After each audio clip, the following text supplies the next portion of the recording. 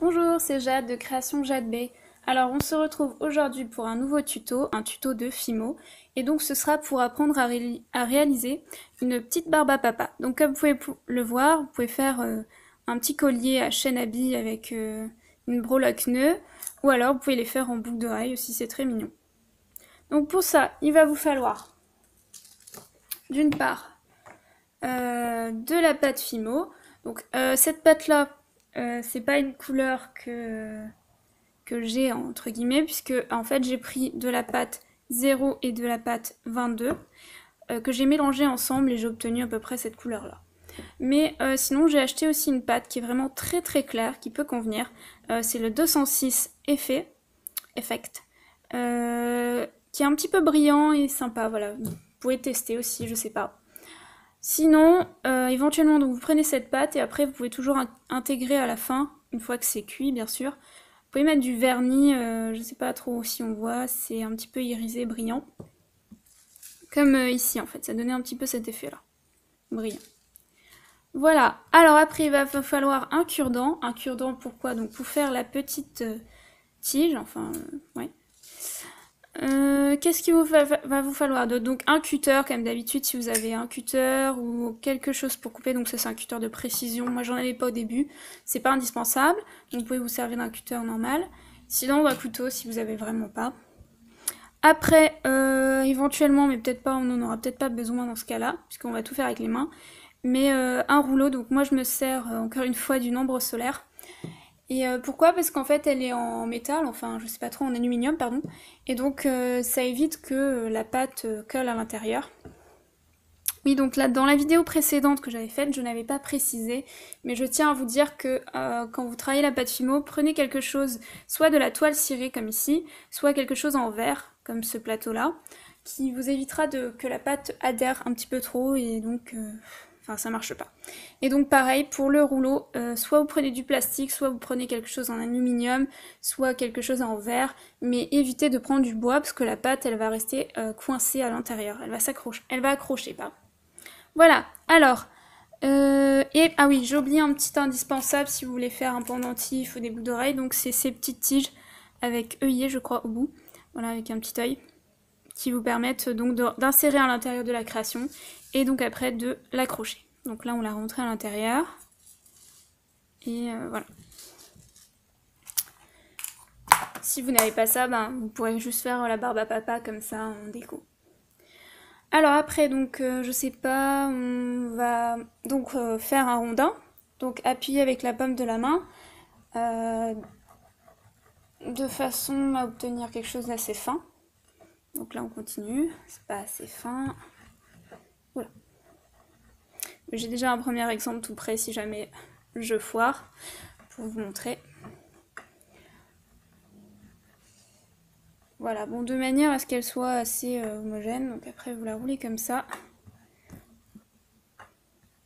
Voilà, c'est pas parfait, là il y a un petit défaut. C'est pas grave, on va la remélanger après, là c'est juste pour prendre à peu près la bonne taille. Donc là je sais pas, au niveau du diamètre ça doit faire 5 mm. Donc faire un rondin d'environ un diamètre de 5 mm. Et après vous coupez quelque chose comme 8 cm, ça devrait être suffisant. Donc avec 8 cm je pense que vous faites ce pendentif là qui est un petit peu gros. Et si vous voulez faire les boucles je pense que 5 cm ça devrait suffire. Voilà. Alors je m'en coupe. Hop. 8 cm. Après, je refais une petite boule. Je me retire parce que, pardon, parce que c'est pas très pratique, la vidéo me gêne, je m'excuse. Voilà.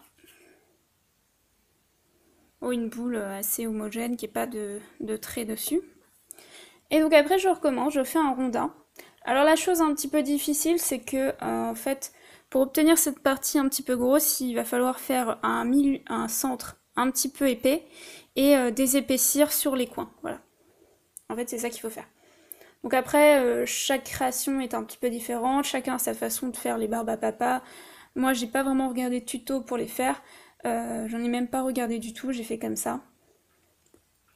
Autant certaines créations, j'ai regardé des tutos pour m'en inspirer, mais là, Je dois dire que c'est venu comme ça. Donc voilà, vous partez du centre et vous faites en sorte que ce soit du plus épais au moins épais. Voilà. Pas très français ce que je dis.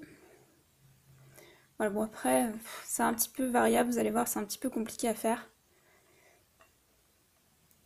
Vous devez obtenir un genre de truc comme ça.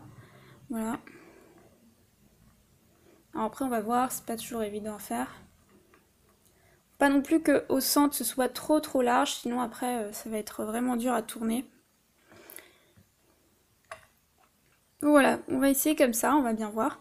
Donc là, vous partez de là. Je vais peut-être zoomer. Et vous faites une petite boucle comme ça. Vous tournez. Et donc vous ramenez, vous faites une boucle. Et donc après, la chose un peu dure, c'est qu'à chaque fois que vous tournez, ça doit être un petit peu plus gros pour donner cet effet de barbe à papa. Voilà, comme ça. D'ailleurs, je sais pas trop si j'ai bien réussi. Et donc après, on fait l'effet inverse, c'est-à-dire que on recommence comme l'autre côté, on resserre la barbe à papa. Donc pour l'instant, ça vous donne ça. C'est pas super beau. Donc après, moi, ce que je fais, c'est j'appuie vraiment très légèrement. Et donc voilà, c'est à peu près ça. Donc voilà, ce qui est un petit peu dur, c'est d'avoir cette partie plus épaisse et les parties plus fines en haut. Moi, j'appuie quand même un petit peu parce que sinon, ça fait un truc qui ressemble pas vraiment à une barbe à papa. Voilà. Alors après, bon, si vous aimez pas, vous essayez, vous faites un petit peu comme vous pouvez. Moi, c'est vrai qu'à chaque fois, c'est un petit peu différent, c'est pas toujours la même forme, c'est un petit peu variable. Moi, c'est ma façon de faire ma barbe à papa. Alors après, donc, vous prenez votre petit cure-dent et vous coupez à la taille que vous souhaitez. Donc sachez que vous avez cette partie-là à peu près, soit environ même pas 1 cm, vous allez le rentrer à l'intérieur de la barbe à papa, donc il ne sera pas visible. Et moi, ce que je vous conseille, c'est d'abord de prendre donc une pince coupante. Si vous n'en avez pas, vous prenez un ciseau. Hein. Ça devrait marcher, mais vous faites pas mal. Vous le coupez en deux avec votre pince coupante. Voilà. Je sais pas, il y a un côté qui est peut-être plus petit que l'autre. Je vais prendre le côté le plus petit. Et donc, vous rentrez d'un côté, donc le côté qui vous paraît le mieux correspondre. Voilà. Et donc, vous l'enfoncez. Alors moi j'aime bien que le bâtonnet soit assez long, quand c'est trop court j'aime pas trop, donc là c'est parfait. Donc je le rentre à l'intérieur et moi je le laisse pendant la cuisson. Et après je le retire bien sûr parce que ça ne va pas tenir, enfin parfois ça peut tenir mais pas assez, pas suffisamment. Donc après je le tire après la cuisson et je le colle. Avec de la cyanolite, mais vous pouvez prendre une autre colle, colle à bois ou je sais pas trop quoi.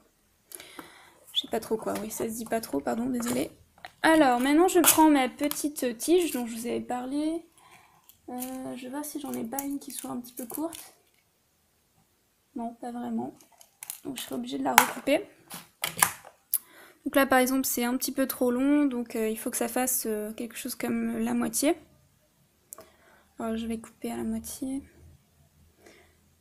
Faut pas que ça se prenne avec le bâtonnet, on va dire, quoi. Voilà, donc là, je sais pas, au niveau de la taille, je vais vous dire combien ça fait. 1,5, mais peut-être vous pouvez mettre 1 cm, ça suffit. Donc là, pareil, je le rentre de l'autre côté. Je l'enfonce à l'intérieur. Donc là, ça bloque un petit peu, parce qu'il y avait le bâtonnet. Mais c'est pas grave, j'ai réussi à le rentrer. Donc voilà, vous obtenez votre petite barbe à papa. Et donc moi, je laisse aussi bien la tige comme le bâtonnet pendant la cuisson. Donc je fais cuire 30 minutes au four à 110 degrés. Et après, comme je vous l'ai dit, une fois que l'objet sera solide et refroidi, je mets par exemple un petit vernis. Voilà. Bah écoutez, j'espère que la vidéo vous a plu et que néanmoins vous avez réussi à réaliser cette petite barbe à papa. Je vous dis à bientôt pour une nouvelle vidéo. Merci.